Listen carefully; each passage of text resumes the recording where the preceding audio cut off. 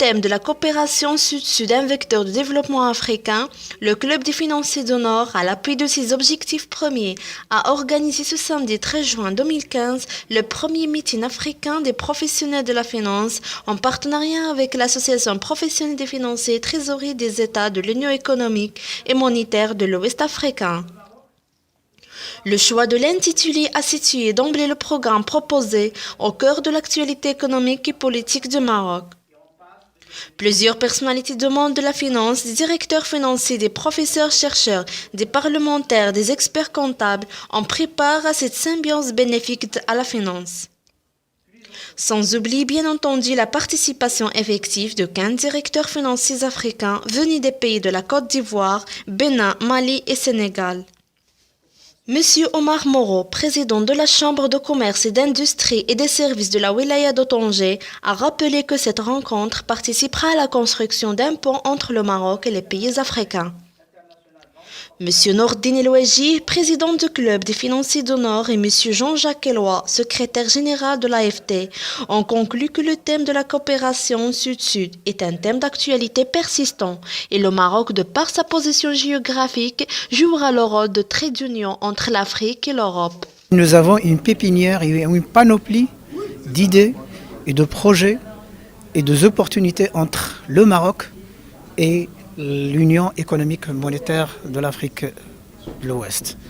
C'est vrai, c'est une opportunité pour nous aussi, étant donné que le Maroc joue un rôle très important dans la dynamique africaine, à travers sa politique, à travers son histoire séculaire, à travers sa diplomatie, à travers sa conviction de la résolution des problèmes africains. Ce sont les pays du Nord qui venaient sur le Sud et vous savez ce que ça donnait. On a pensé que la coopération Sud-Sud, c'est-à-dire entre nous, valait mieux parce que nous avons les mêmes cultures, nous avons les mêmes intérêts, nous avons les mêmes objectifs. Et il se trouve qu'en ce moment-ci, la coopération est beaucoup plus développée entre le Maroc spécialement et les États de l'UEMOA. Nous savons que le roi du Maroc est très intéressé par, disons, des investissements assez lourds et importants sur l'Afrique de l'Ouest. Donc, ce qui fait que nous qui sommes les opérationnels au niveau des entreprises, nous voulions, disons, nous y associer et puis construire ensemble, disons, un partenariat dynamique et puis intéressant. Ce grand événement africain a pu tenir ses promesses en faisant la part belle au sujet prioritaire en rapport avec son thème principal, la coopération sud-sud, un vecteur de développement de l'Afrique. Toutes les interventions ont confirmé lors de ce premier meeting le positionnement de notre pays comme une plateforme de développement économique du continent. Nous citons entre autres le rôle que joue le Maroc dans la formation des ressources humaines africaines. Notre échange avec certains pays désirant tirer profit de notre expérience aussi bien en matière de diversification économique que sociale. Beaucoup de pays africains s'appuient sur le modèle marocain de leur politique de diversification, en particulier dans l'agriculture, les mines et l'habitat.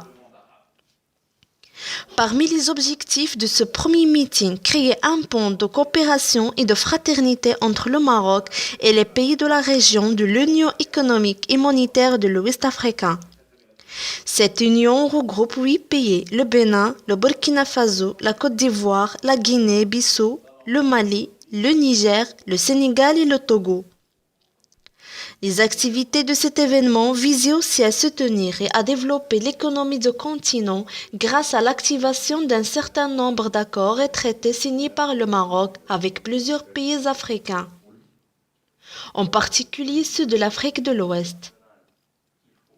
Le Maroc est en passe de devenir une grande puissance africaine grâce à son important rôle dans le développement socio-économique des pays du continent et le renforcement de la place de l'Afrique dans la gouvernance mondiale. Les participants se sont mis d'accord pour l'organisation du 12e meeting dans une ville de la zone de l'Union économique et monétaire de l'Ouest africain. Le choix est porté pour le moment sur la ville d'Abidjan, en Côte d'Ivoire, pour accueillir cet événement.